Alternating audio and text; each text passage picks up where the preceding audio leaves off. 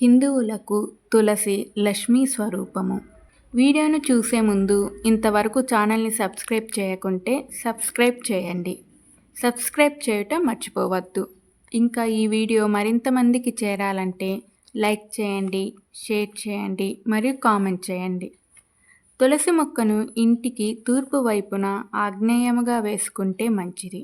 అది వీలు కాకపోతే ఉత్తరం వైపు పెట్టుకోవచ్చు. తులసి మొక్కను వేయి ప్రదేశము శుభ్రంగా ఉంచాలి. తులసి కోటను ఒక నాపరాయిపై కానీ ఒక చదరమైన చెక్కపై కానీ కొంచెము ఎత్తులో పెట్టడం మంచిది. ఇప్పుడు తులసి కోట రెడీమేడ్గా దొరుకుతుంది, లేకపోతే మనమే ఇటుక రాళ్లతో కట్టుకోవచ్చు. తులసి కోటలో ఒక కృష్ణ తులసి, ఒక లక్ష్మీ తులసి వేసుకుంటే మంచిది. ఒక మొక్క మాత్రమే వేయకూడదు. తులసి కార్తీక మాసమున గురువారం కానీ లేకపోతే బుధవారం కానీ వేసుకోవచ్చు. ఎప్పుడైనా గురువారం వేసుకోవడం మంచిది. తులసి కోట దగ్గర అపరిశుభ్రంగా ఉంచకూడదు. అక్కడ చెప్పులు వదలడం, చెత్త వేయడం చేయకూడదు. తులసి మొక్కకు ప్రతిరోజు నీరు పోయాలి. ఉదయం సాయంకాలం దీపం పెట్టాలి. అగరువత్తులు వెలిగించి బెల్లం కానీ కలకండ పలుకులు కానీ ఇంకా పండ్లు కానీ నైవేద్యంగా పెట్టవచ్చు. అగరువత్తులు కనీసం 2 వెలిగించాలి. అవి మొక్కకు తగలకుండా పెట్టడం ముఖ్యం. తులసి మొక్కను స్నానము చేయకుండా ముట్టుకొనరాదు. మనం పూజించే తులసి మొక్క ఆకులు కోయరాదు. అందుకని మనము మరొక మొక్కను నాటుకొని ఆకులు కోసుకోవాలి. ఆకులు కోసేటప్పుడు గోరుతో కోయరాదు, ఇంకా కత్తెరతో కత్తిరించరాదు. కేవలం వేళ్లతోనే తుంచవలెను.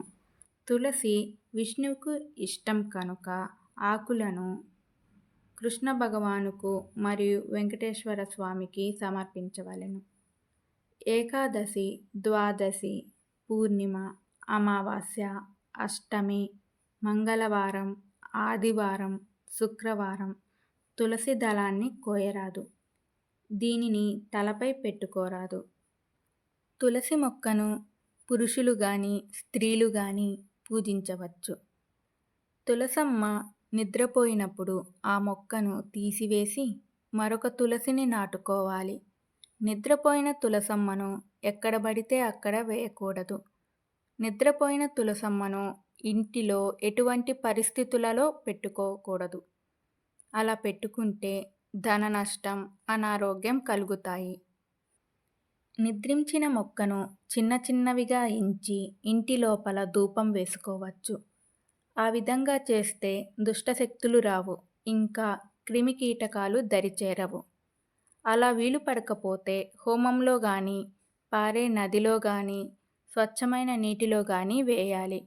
ఇంకా ఇవి కూడా వీలు పడకపోతే ఒక గోయి తీసి పూడ్చిపెట్టాలి. తులసి పూజ చేసి తులసి చుట్టూ ప్రదక్షిణ చేయుట మన ఆనవాయితీ.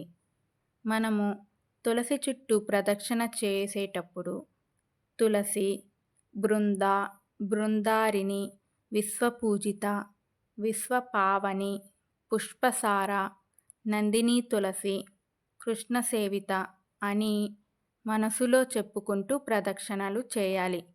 ఈ నామాలతో పూజించే వారికి అశ్వమేధ యాగం చేసినట్టి ఫలితం ఉంటుంది.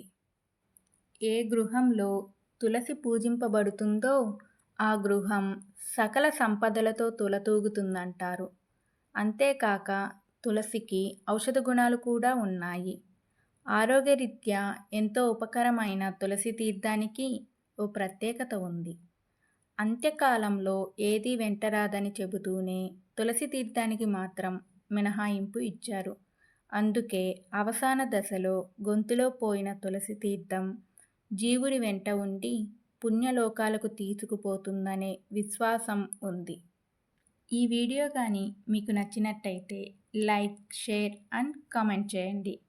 ఇంకా మా ఛానల్ను సబ్స్క్రైబ్ చేసి పక్కనున్న బెల్ ఐకాన్ను నొక్కండి. Thank you for watching.